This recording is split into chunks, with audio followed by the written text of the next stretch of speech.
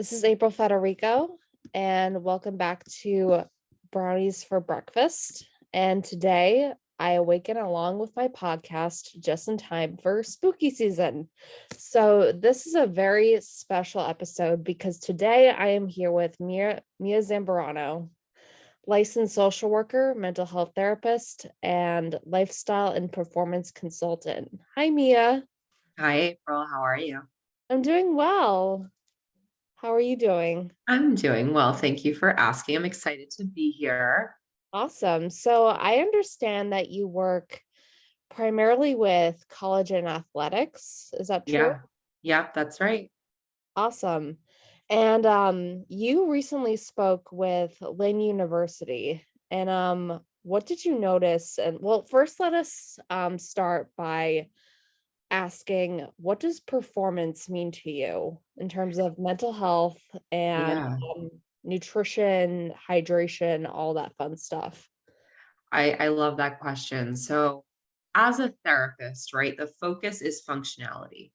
And throughout my many years as a therapist, I acquired all of this incredible information on helping people.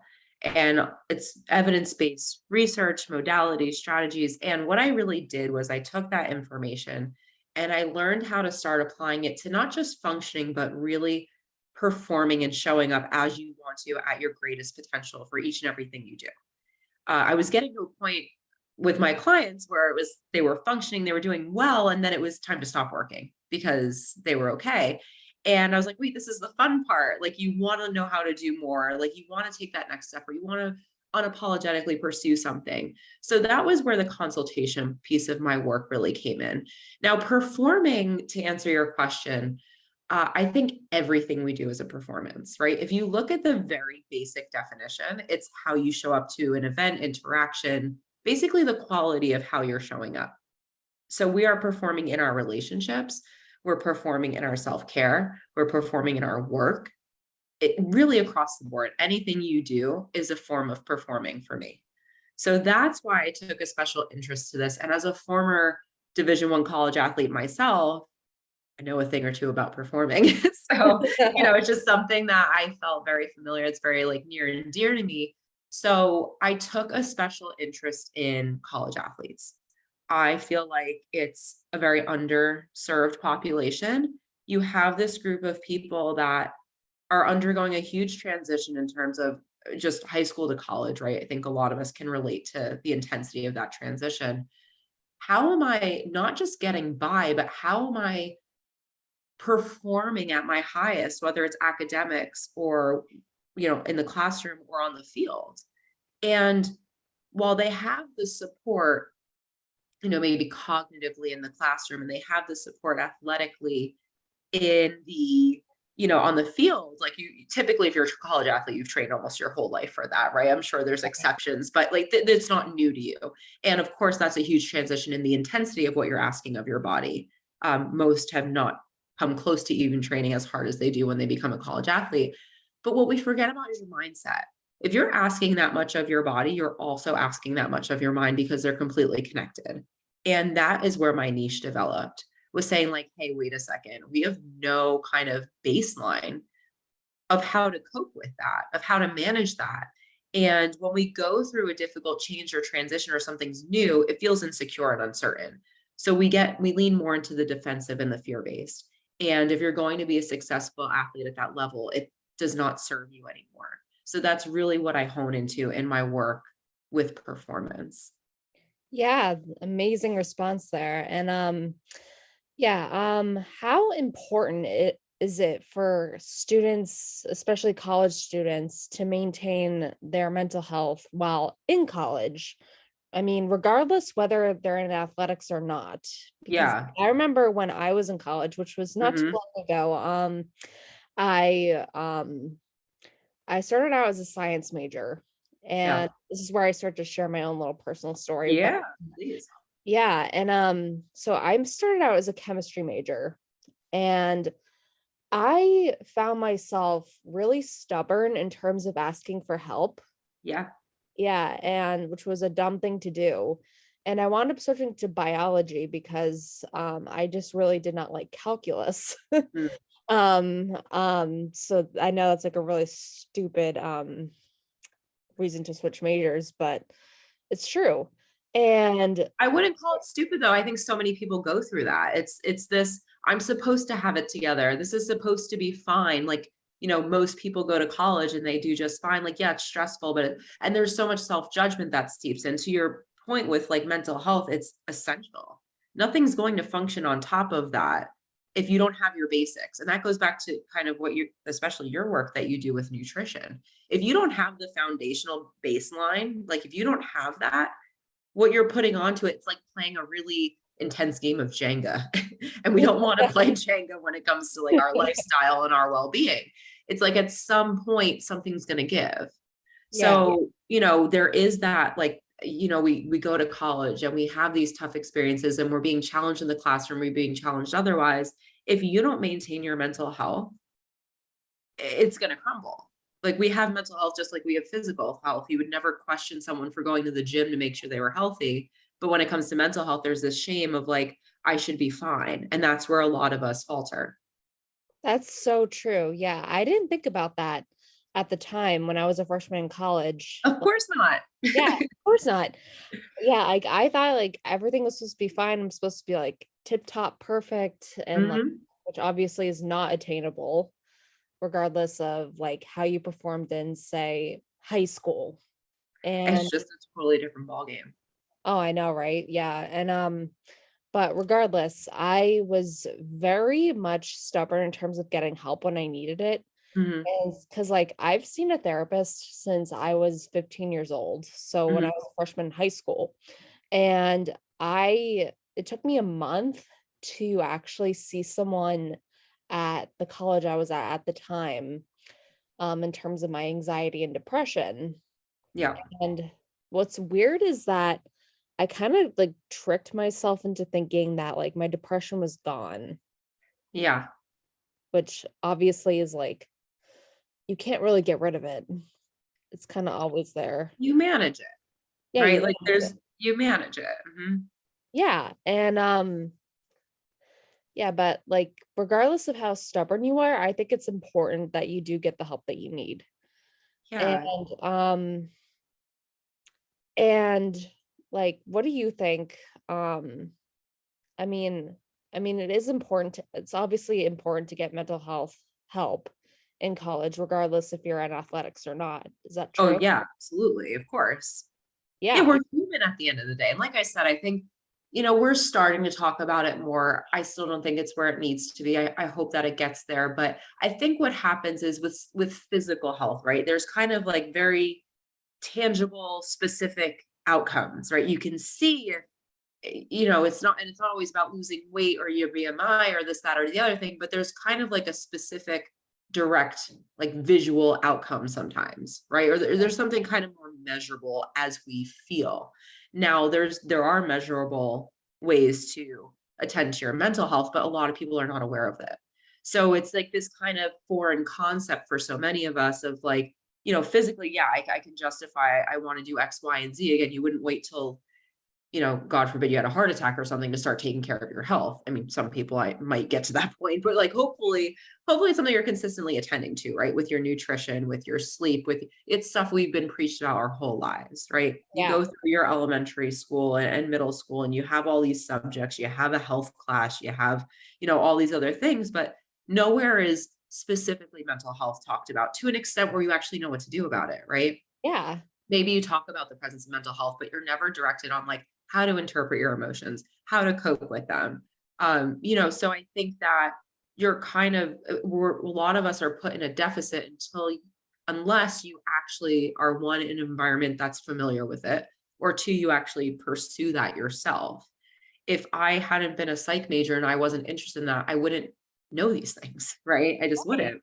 So it's like, I feel like it's something that does us a huge disservice. So normalizing that we all have mental health, which is really just like, again, a state of being for your mentality, Yeah. just like your physical health is a state of being for your physicality. It's the same, Exactly. it's on the same level. We just don't attend to one like we do the other.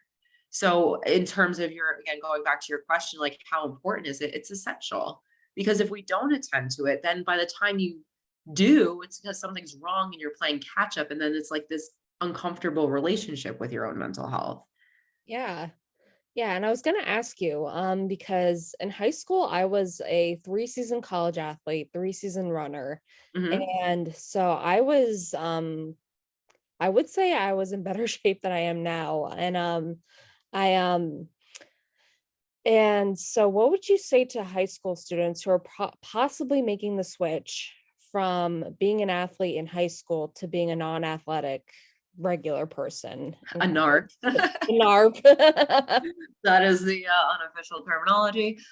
Yeah, that's an interesting point. A lot of what I work with is the transition from being a college athlete to no longer being involved in athletics. And there's the identity crisis. There's and it's probably similar in certain ways. So to your point, I think what happens is you have such a structured schedule, right? There's so much structure. And especially if you're someone who has any type of anxiety or depression, that is huge.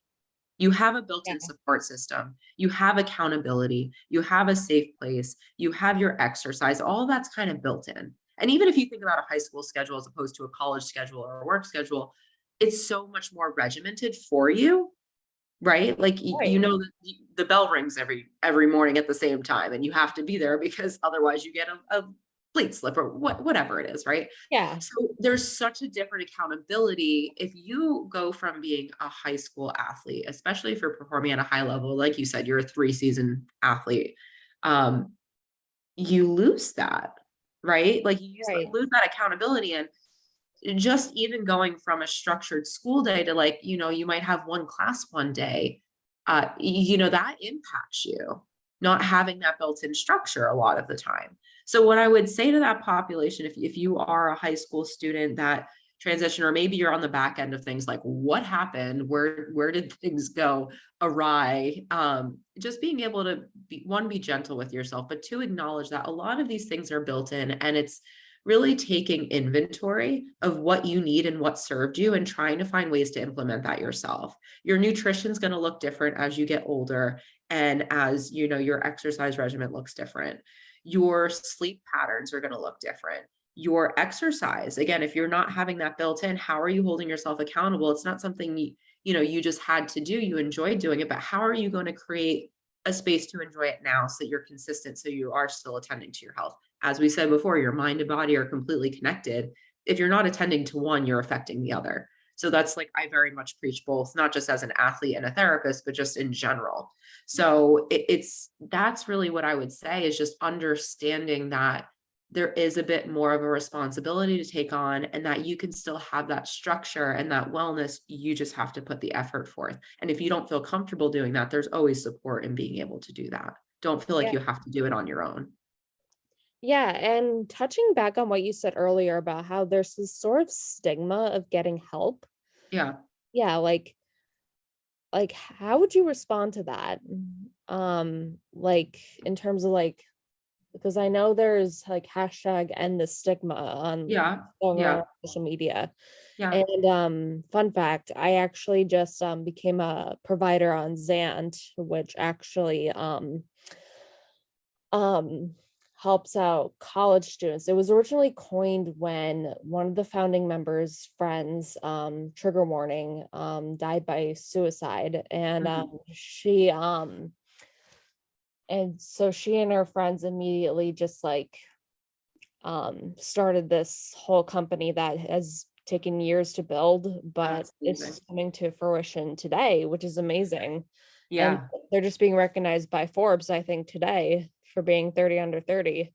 That's Um, incredible. yeah, and but regardless, hmm. So kind of just lost my point here, but No, you were just saying, like, how would you approach that? Like, just understanding why there's a stigma, how to address the stigma. I think, one, talking about it more. Um, right. Again, just normalizing it. I think that there's so many components at play, honestly. Again, what we're uncertain of or what we're afraid of, we tend to judge. So Yeah. like where there's an insecurity, and again, where you struggle with mental health, of course, there's, insecurity and fear and discomfort in that. So where we're not sure how to handle it or how to help someone or how to conceptualize it, it tends to be judgment or fear based. And naturally, we're going to want to steer away from those things. So I think like not addressing it, like if you have a friend that really struggles, you don't know how to help them, sometimes you distance yourself from them, right? Because Right. you're just not sure what to do. So I think like one, normalizing it in terms of you don't always have to know what to do. That's why you get help. And just understanding that like there's nothing wrong with you. It's just an area to attend to in your general health and wellness, right? Just like if you were diabetic, you wouldn't just ignore it and say like I shouldn't be this way. No, of course you're going to attend to that. You, God forbid, got a cancer diagnosis, you wouldn't just be like, hope it goes away, like, not everybody has cancer. No, of course you would attend to that. So like where we understand it, again, where it's more tangible or more, maybe more widespread, there's a bit more acceptance. And I think with mental health, for a long time there was a taboo in talking about it. And then again, there's also cultural components to this, of Yeah. acknowledging emotions, or like what's okay to feel and not okay, or even if you're a male that you're not supposed to feel this a certain way, or standards that women are held to with body image. And there's just so many different components at play and what's okay to talk about. I'm using air quotes for those of you who are not seeing me, and not okay. So I think that's why mental health really had a run for its money in terms of being able to be normalized as something that is not worth, but essential to attend to. Yeah. Yeah. You make really good points there, especially in terms of males. Like they always Mhm. they think that they have to like maintain this like masculine macho image, but really it's okay not to be okay. Right. Yeah. It's And not realistic to hold yourself to that standard. And if you do, then there's this internal struggle and it's going to be counterproductive. exactly. And for those of you who are listening and or watching, I am diabetic. For those of you who are new to the podcast. And yeah, and you recently had a talk at Lynn University in Florida. Mhm. Who did you speak to, and what did you notice amongst the group? So, if you're referring to what I think, because I work pretty closely with the university in certain aspects now, but what I did was I put on a lunch and learn workshop for Oh, the Lynn University coaching staff. oh, gotcha. Basically, I worked with one of the athletic directors and said, "Hey, I would love to get the coaches in one room and just talk about like an introduction to understanding mental health in athletes." I feel like some people treat it as a myth. Some people aren't sure it's there. Some people hope it doesn't happen because they don't know how to deal with it. Yeah, So really what I did was, and it was a great turnout, and I have to give a shout out to the Lynn staff because they really were so receptive and open to hearing not just what I had to say, but like understanding how it applied to them and their athletes. So really what I did was kind of, again, help normalize kind of what we're talking about, like mental health yeah, and physical health, how they go hand in hand. And again, you're asking these kids, not kids, they're young adults, but you get what I'm saying. You're asking these people to perform at their highest, and you're asking these physical demands. Here's what's also going on mentally and emotionally, and also seeing them as people, right? Like, yes, of course, right. your identity is athlete. At the end of the day, we can't deny that since COVID, the rates have skyrocketed for anxiety and the presence of mental health. Oh yeah, And, it's also, unfortunately, we're seeing more, again, trigger warning for any of those of you who might be struggling with it, but we're seeing more suicide. We're seeing that 988 being used so much more than the previous number was being used. That's the new suicide hotline number. So it was just kind of like a compassionate reality check of, it's not if you have an athlete that struggles with mental health, it's going to be like how you address when you have an athlete that is significantly struggling or starting to struggle. I gave some statistics about how, the vast majority that what they're finding now is that if you are going to struggle with mental health, it tends to be before the age of 25, and that's their right. group. So it was kind of just understanding, and not in like a threatening or intimidating way, like there is this presence and there is something that needs to be done about it. and kind of partnering with them to say, like, you're not alone in this, and no one's expecting you to understand how to problem solve. And here are some things to look out for. Here are some resources. Here are some ways to open up difficult conversations with your athletes. So it's very much a supportive realm. And, of course, a lot of them, it was to talk about like understanding how to connect them with a therapist or how to connect them with my services as well. Right. And can you talk a little bit about your services? Yeah, absolutely. So like I mentioned, I've been in practice as a therapist for a long time now. So I continue that practice. So my main focus right now is performance consultation. And while I do work with athletes, I also work with individuals, teams, groups, companies, basically anyone who is noticing an insecurity or is just acknowledging they want more, want to do better. That's what I do. I help you identify any barriers that are coming up. I help you kind of take inventory, what's going on for you, where there might be some discontentment, and how to kind of reach that next level through Yeah. understanding yourself, understanding how your mind works, right? We have to be aware of how these things work to even begin to address it. So it's really understanding that cognitive process. It's understanding how to identify and challenge these limiting beliefs that are seeping into your life without even realizing it.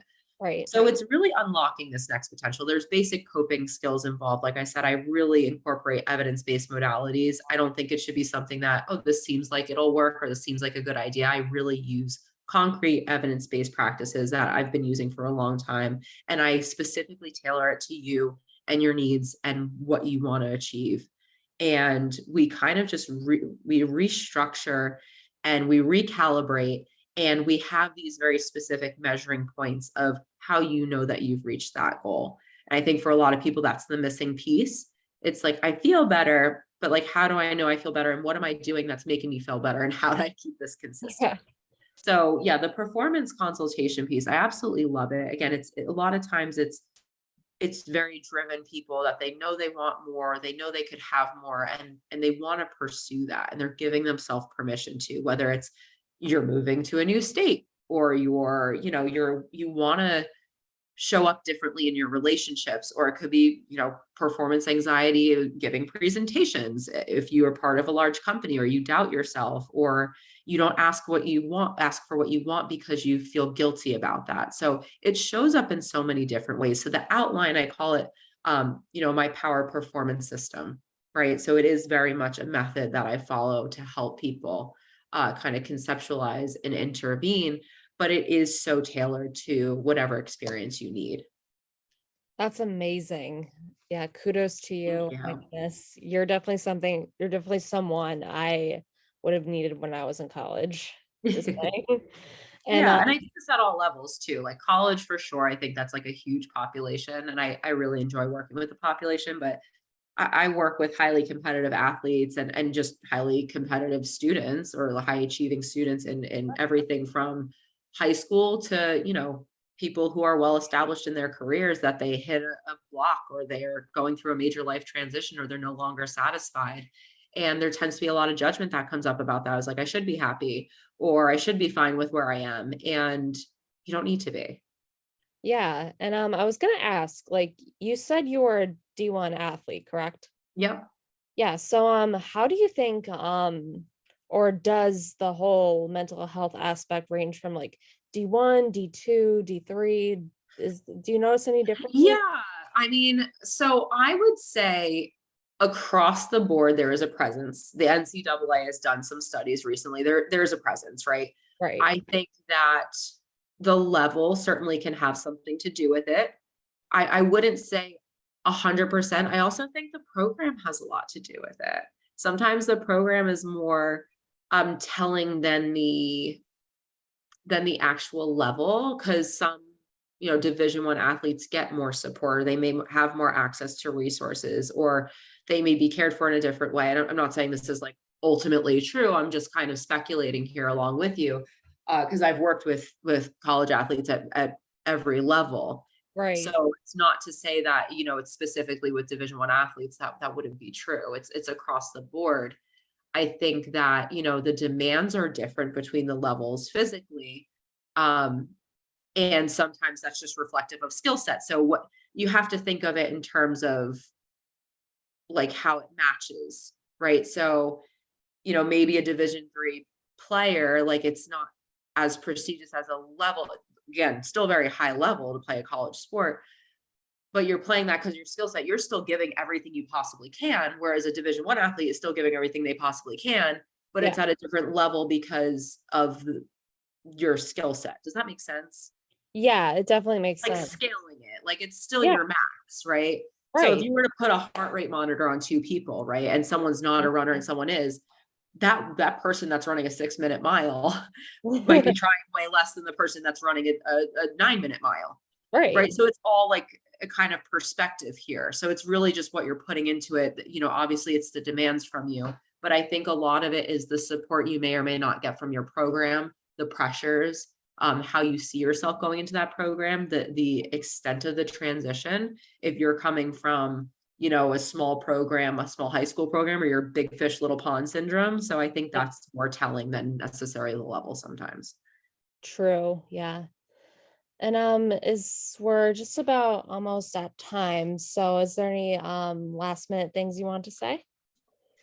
I just wanted to thank you for having me on. Any opportunity to not just talk about mental health, but just normalize that, like how important your mentality is to your success and your well being, and that there's always room for growth. And I think we don't realize we can have more until we actually pursue it. So just giving yourself permission to go there is so important. And, I'm happy I do free consultations. So you can sign up for a consultation with me or reach out. We'll put my information in the show notes. But yeah, so like you can email me and we can have a consultation to talk about if therapy or performance consultation is more appropriate. And, I also would love to offer your audience a little freebie. So it's basically a complete performance appraisal. So it's a nice little quiz you'll get to take and get to kind of conceptualize where you fall within that, how satisfied you are with your performance. And then there's a little kind of accountability tracking performance card so that you can take note of like where it's working for you, where you might want to tweak it. So all you need to do is email me for that, or hopefully it will be up on my website soon. I just kind of revived it. So very happy with how it is. Awesome. So yeah, so if you guys want to reach out to me, you can follow me on social media. My email is MIA at levie.life. So MIA at LEVIE.life. Yes. And once again, that is MIA dot. At Oh, at sorry. Yeah, wait, I realized I tripped up on my words. We'll put it in the No show notes. worries. Yeah, I'm we'll a put it visual person. I need to see things. yeah. Yeah, I'm that way Yeah. too, so don't worry It's about it's that. Mia at Livy.life, and we'll put like how it's spelled and everything in the show notes. Gotcha. Okay, so this has been Brownies for Breakfast, and thank you so much, Mia. I really appreciate it. Thank you for having me, April.